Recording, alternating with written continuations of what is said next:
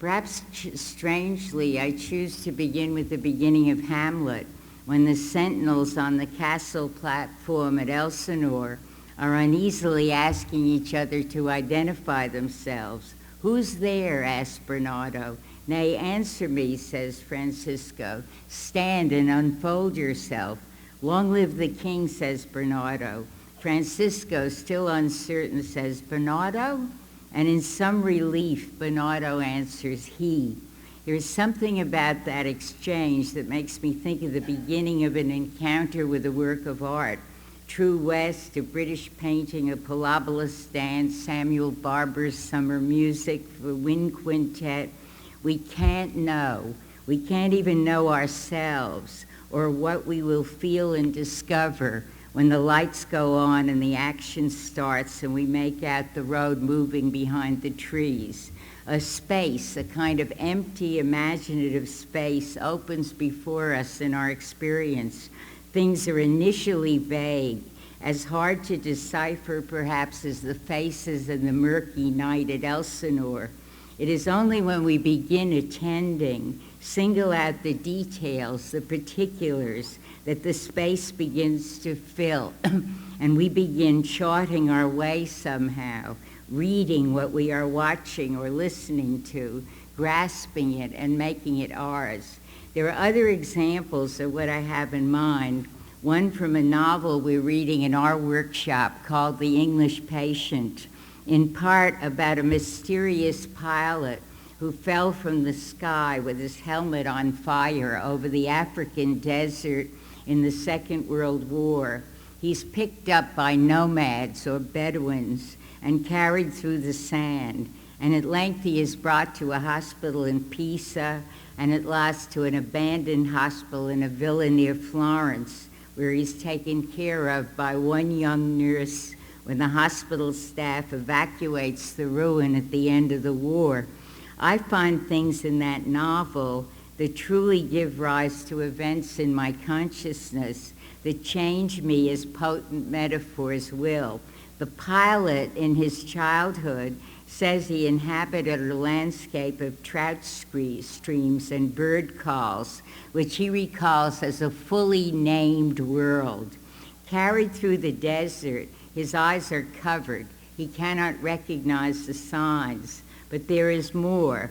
Deserts for me, and probably for many of you, especially African deserts, are empty spaces of whiteness, totally unnamed. In this book, the desert is gradually named. It becomes the fertile lands of Cyrenaica, the salt marshes of El Alguila. There are hidden towns and the sounds of musical instruments. There are winds with names, a town called El Taj. There are Goron tribes who crush a food made out of colocynth. There are oases, names for a long, unnameable world. I said that I find in that a metaphor comparing what are on the face dissimilar. The desert becoming filled up with settlements and colors and moving nomads and dancing boys and figures in burnouses, and the experience of those of us who find our lives being changed by active encounters with the arts. True West, for me, is another example of what can happen when a play becomes the object of a reflective consciousness, when it is rendered meaningful by an active noticing and offering of attention. Like the rest of you, I'm sure, I was brought up with movies about cowboys and Indians called Westerns. My present experience is replete with images emerging from California of earthquakes and riots and O.J. Simpson and Sunset Boulevards, the current West, presented as the true West to many of us these days. There is something like a desert in that array of images, and what Lee in the play so haltingly calls cliché. A fictitiousness took it over long ago. And I reach back into the history I recall, trying to recapture what? the real West of the settlements and the terrible journeys and the escapes from the Dust Bowl and the Golden Gate or the Golden Mountain, made of artifices and too often false streams. And then, like the rest of you, I engage with this play, I must say not for the first time, and I play the experience of seeing the stage world against the experience of the textual world I find in the printed book, which I suppose I read in part as a work of literature. Maybe for that reason, the connections I make as my imagination went to work weaving designs, making connections, creating new patterns, were with the Great Gatsby and the search for the green light, the quest corrupted by the foul dust of the eastern air. And then I thought of Langston Hughes and the dream dying like a raisin in the sun. And then I remembered, partly because I teach these things, the presence of the wilderness in the American mind, the wild places, the places that had to be defended against by the building of a stockade, or the building of a school, or the building of small windowless log cabins where people could huddle in fear of wind-blown space and buffaloes and strangers rushing by on horses trying to reclaim the land. And out of all this and other memories and other associations, I became in some way participant in the action of True West with that desert, be it called Dakota or the Mojave or Tornado or even Alaska.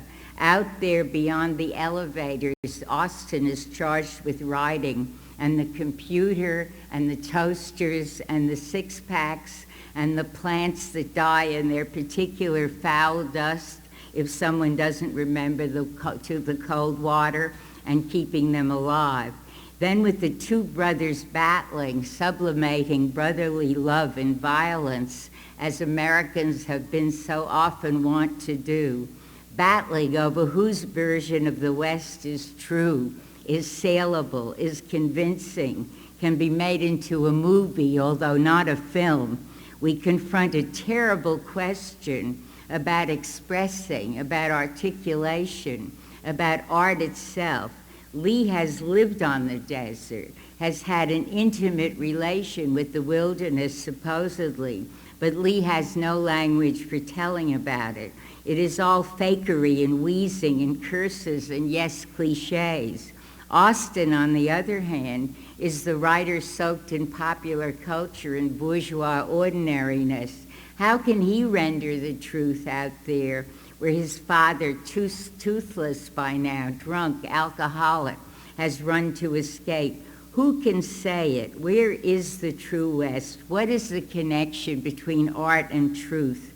When at the end the two brothers, instead of killing each other, seem to merge, to become one, dark and large against the big sky, they may, as they stagger together toward the Mojave, embody the contradictory, always problematic truth about the West and about America and about the American quest. We don't know. It can't be resolved.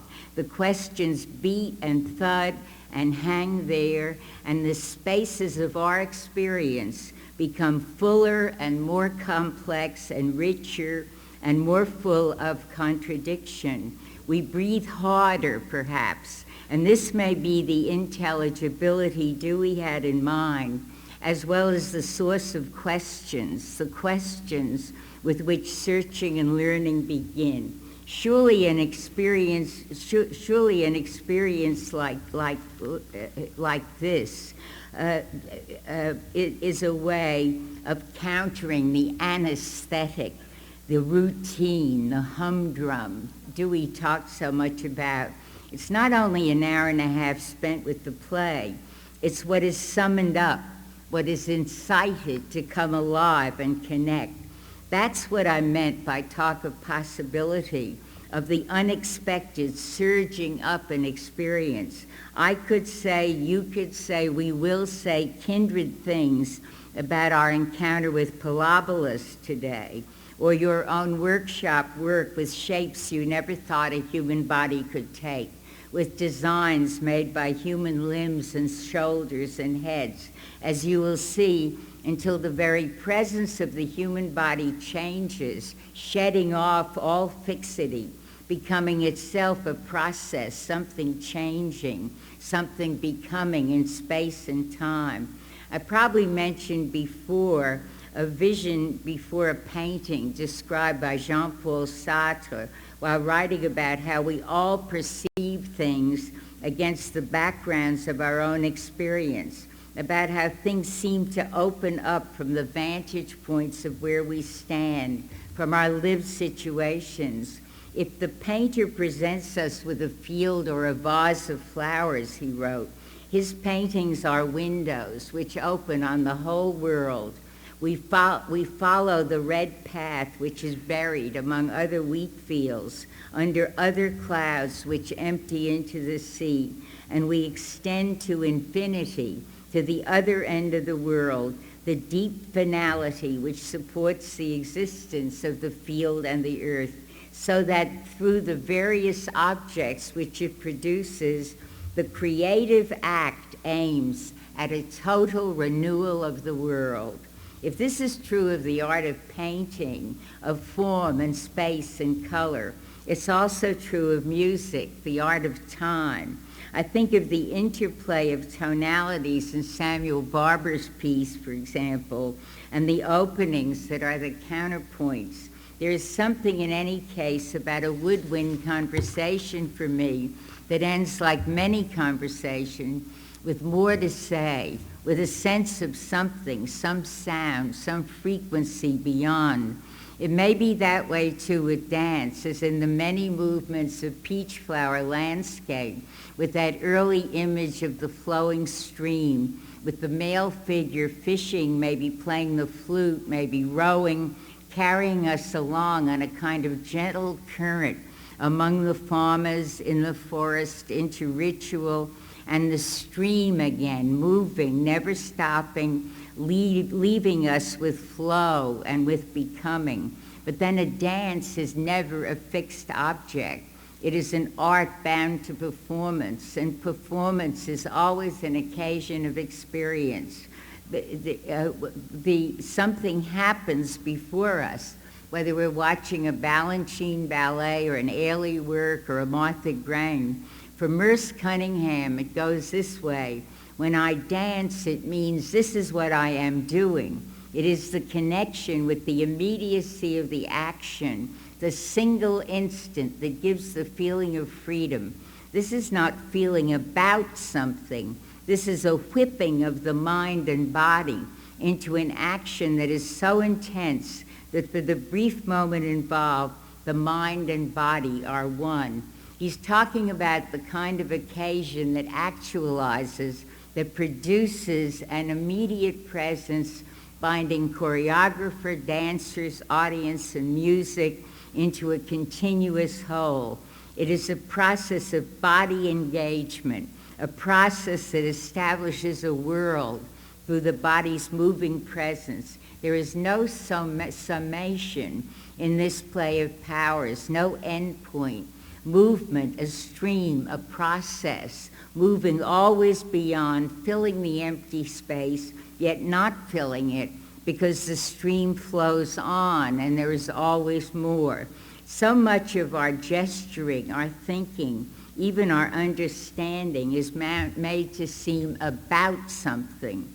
This stress on process, on movement, on the union of the mind and body seem to be of importance certainly to our personal lives as it is to the lives of those we teach. I always want to recommend a session of dancing before the young people sit down at their computers, even as I want to enable young people to try to express through movement sometimes how they feel, what they desire, what they understand. It is another language, another way of naming, another way of overcoming the emptiness. It may or may not be a mode of intelligence, I don't know, but it has to do with our marking our spaces in time, generating the spaces, the medium of perceptual experience through movement. And there are connections, continuities, different from, but like some of those I experienced in responding to True West. There are continuities within our bodies, with other bodies, with the environment, even with the cosmos. We can reach beyond through dance or through encounters with dance, imagining, feeling ourselves moving beyond, moving to wider and wider spaces, taking part, someone said, in cosmic control of the world. I've been trying to talk of how reflective encounters with the arts can open spaces for us, open perspectives on the given, enhance our sense of transaction with the human and the physical world around. Dewey talked of the rhythm that marked such transaction and said that the function of art is consciously to restore the union of sense, need, impulse, and action characteristic of the live creature. I appreciate a French writer, Michel Dufresne, who says, creation requires everything to stay in suspense as if it's gestation. In this sense, a work also is open, like a wound that does not heal. The rigor of perfection can become rigor mortis. To achieve it, the work risks being killed. And is it not to elude such solemn petrifaction that the work calls for participation, which in accompanying it keeps the work alive? That's what we've been trying to talk about. The work of art does not conclude the matter of creation, but rather invites every individual to become a creator.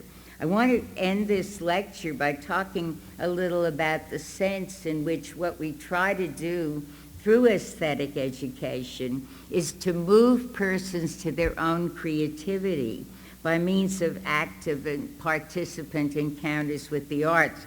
Again, much has to do with a willingness to lend the works their lives, to achieve them as meaningful by their own informed interpretation.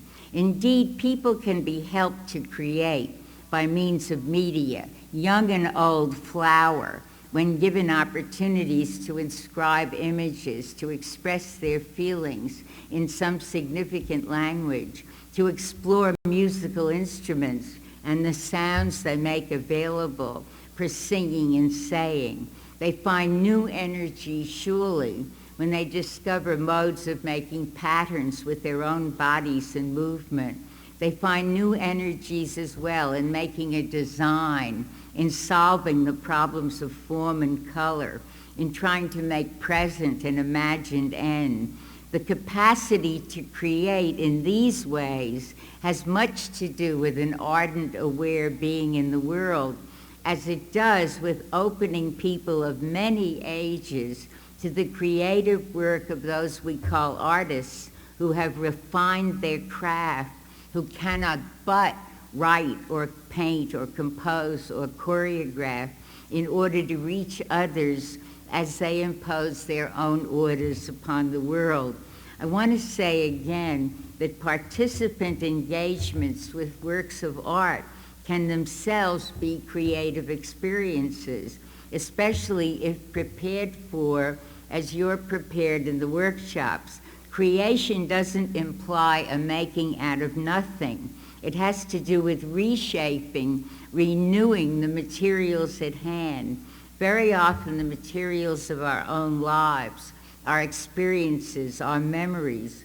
I believe many of you share with me the remarkable discovery that dimensions of your lives and life histories and pasts may be disclosed and highlighted by what you read and hear and encounter in the way of the arts. As Rilke said in one of his poems, the arts call to us, you must change your life. And the rest, we and those we teach are moved, as in few other circumstances, to pose the difficult questions and to choose. I want to end with a poem by Mark Strand called Seeing Things Whole, because it is about moving ahead to fill the empty spaces, moving to keep things whole. In a field, I am the absence of field. This is always the case. Wherever I am what is missing. When I walk, I part the air, and always the air moves in to fill the spaces where my body's been. We all have reasons for moving. I move to keep things whole. Thank you.